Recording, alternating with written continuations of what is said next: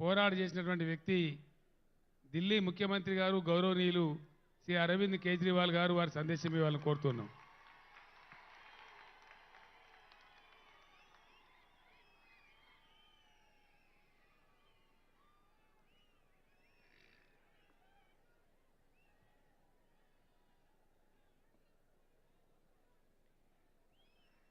मंच पे बैठे हुए हमारे बड़े भाई तेलंगाना के मुख्यमंत्री श्री के चंद्रशेखर राव जी, मंच पे बैठे हुए पंजाब के मुख्यमंत्री भगवंत सिंह मान साहब, उत्तर प्रदेश के बेहद लोकप्रिय नेता और पूर्व मुख्यमंत्री श्री अखिलेश यादव जी, सीपीआई के जनरल सेक्रेटरी डी राजा साहब, मंच पे बैठे हुए अन्य सभी गणमान्य लोग और यहां पे इतनी भारी संख्या में आए हुए मेरे सभी प्यारे बहनों, भाइयों, माताओं, बुजुर्गों, बच्चों, आप सब लोगों को मेरा नमस्कार, सबको मेरा प्रणाम। सबसे पहले राव साहब को मैं बहुत बहुत शुक्रिया अदा करना चाहता हूं। आज मुझे तेलंगाना बुलाने के लिए उन्होंने आज दो बहुत महत्वपूर्ण कार्यक्रमों में हमें शामिल होने का मौका दिया और उसके बाद आप लोगों से बातचीत करने का मौका दिया। मुझे नहीं पता आप लोगों को पता है कि नहीं पता कि आपके मुख्यमंत्री ने आज एक बहुत शानदार कार्यक्रम शुरू किया है। आपकी सब लोगों की आंखों का चेकअप कराया जाएगा। तेलंगाना में 4 करोड़ लोग रहते हैं, 4 करोड़ लोग। सब लोगों की, बच्चों की, बूढ़ों की, आदमी की, औरत की, इस धर्म की, उस धर्म की, अमीर की, गरीब की, सब लोगों की आंखों का चेकअप केसीआर साहब मुफ्त में कराने जा रहे हैं। उस कार्यक्रम का आज शुभारंभ हुआ। जिसकी आंखों में डिफेक्ट मिलेगा उसको मुफ्त में दवाई दी जाएगी। जिसे चश्मे की जरूरत होगी उसे मुफ्त में चश्मा दिया जाएगा और अगर किसी की आंखों में ऑपरेशन करने की जरूरत होगी तो उसका मुफ्त में ऑपरेशन किया जाएगा। शानदार प्रोग्राम है कि नहीं है? आज हम लोग यहां से सीख के जा रहे हैं। मैंने और हम सभी लोगों ने ये सारा कार्यक्रम देखा, इनके डॉक्टर से मिले, इनके ऑफिसर से मिले, जितने शानदार तरीके से उसका आयोजन किया जा रहा है, प्लानिंग की गई है, बहुत शानदार है। मैं जाके इस पूरे कार्यक्रम को दिल्ली में भी लागू करूंगा। और अभी अभी भगवंत साहब मान साहब ने ऐलान किया कि इस पूरे कार्यक्रम को पंजाब में भी लागू किया जाएगा। फिर केसीआर साहब ने हमें ये बिल्डिंग दिखाई। तेलंगाना में 33 जिले हैं, 33 डिस्ट्रिक्ट्स। उसमें से 17 डिस्ट्रिक्ट्स में उन्होंने बताया कि डिस्ट्रिक्ट इंटीग्रेटेड ऑफिशियल कॉम्प्लेक्स बन चुका है। मतलब ये इस बिल्डिंग में जिले के लेवल के सारे ऑफिसेज हैं। कलेक्टर भी यही है, सिंचाई विभाग भी यही है, तहसीलदार भी है, सारे विभाग इसी बिल्डिंग के अंदर हैं ताकि अगर कोई नागरिक आए तो उसे जगह जगह धक्के ना खाने पड़े, सारे काम एक बारी वो यहां पे आए और उसका काम हो जाए। ये भी बहुत अच्छा कॉन्सेप्ट है, इसको भी हम लोग लागू करेंगे। मैं समझता हूं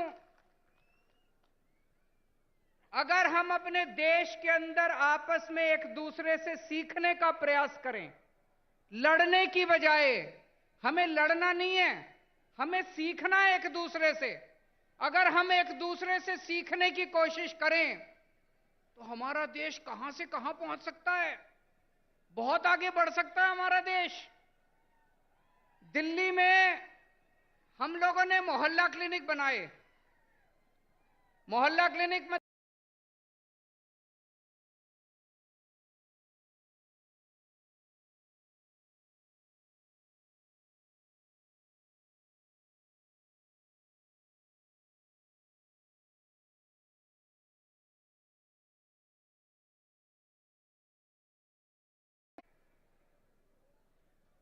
आपके मुख्यमंत्री केसीआर साहब हमारे मोहल्ला क्लिनिक देखने के लिए दिल्ली आए। मुझे बहुत अच्छा लगा कि एक मुख्यमंत्री, तेलंगाना के मुख्यमंत्री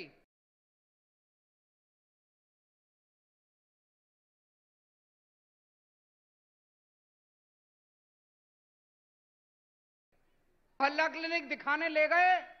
उन्होंने डॉक्टर से बात की, नर्स से बात की, सारा सिस्टम समझा और वापस आके उन्होंने उसको तेलंगाना में लागू किया।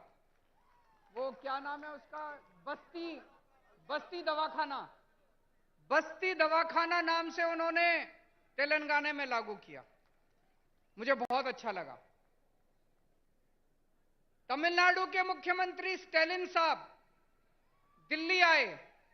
उन्होंने हमारे स्कूल देखे। हमने दिल्ली में स्कूल बहुत शानदार कर दिए, सरकारी स्कूल जहां पे गरीबों के बच्चे पढ़ते हैं, रिक्शे वाले का बच्चा पढ़ता है, मजदूर का बच्चा पढ़ता है।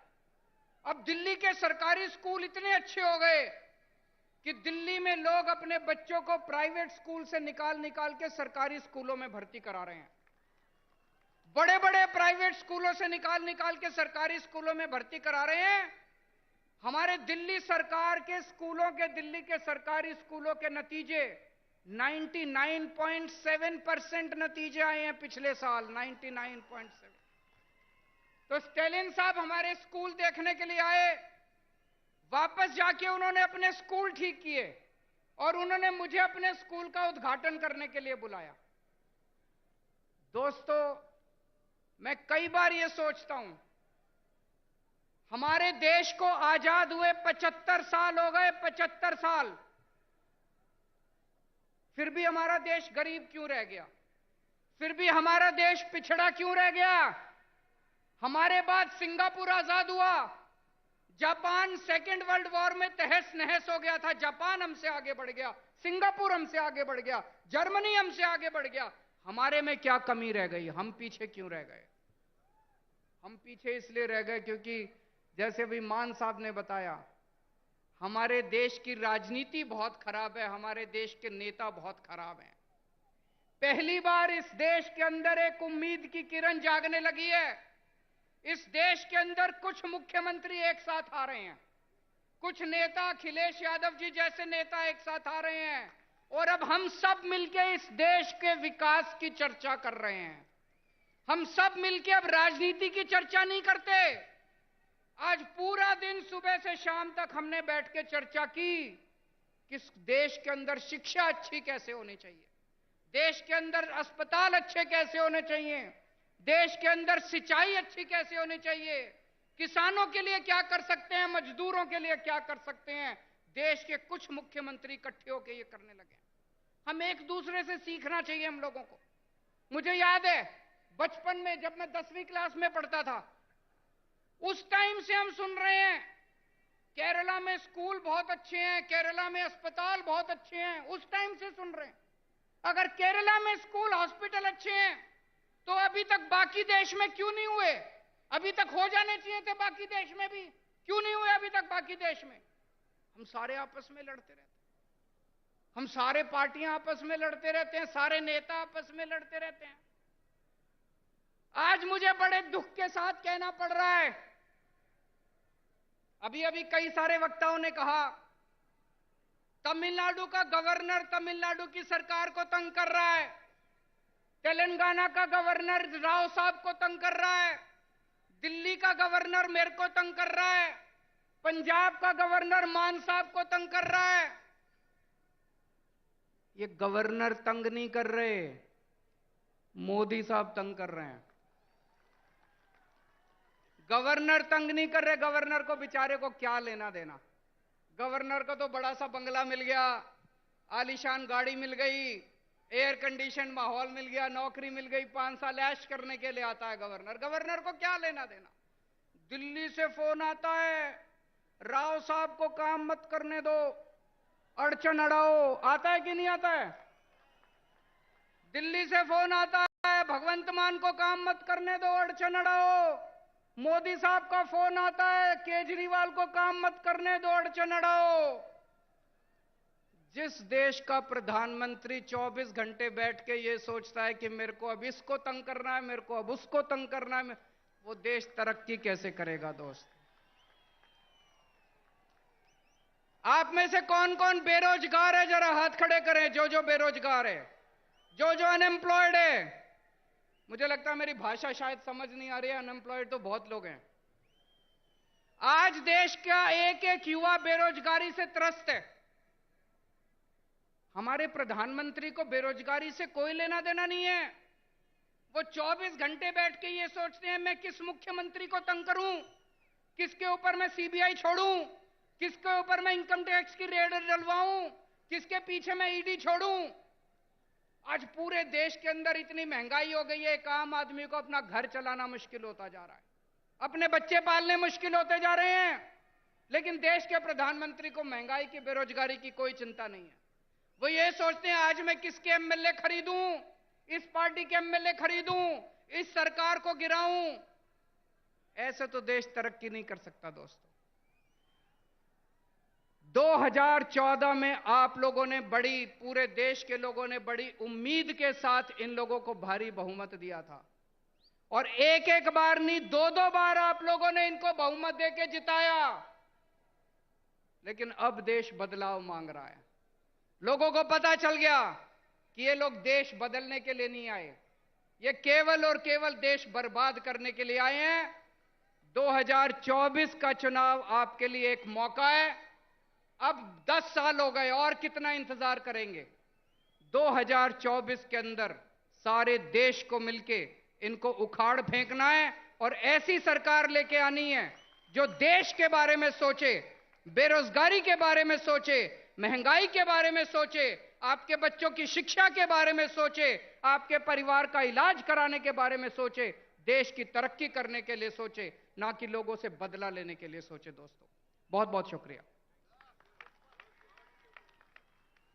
ఇప్పుడు మన గౌరవ ముఖ్యమంత్రి వర్యులు మరియు బారాస అధ్యక్షులు గౌరవనీయులు కేసీఆర్ గారు ప్రసంగిస్తారు. ఒక్కసారి అందరూ పెద్ద ఎత్తున చప్పట్లతోని కేసీఆర్ గారి నాయకత్వం, కేసీఆర్ గారి నాయకత్వం, జై తెలంగాణ.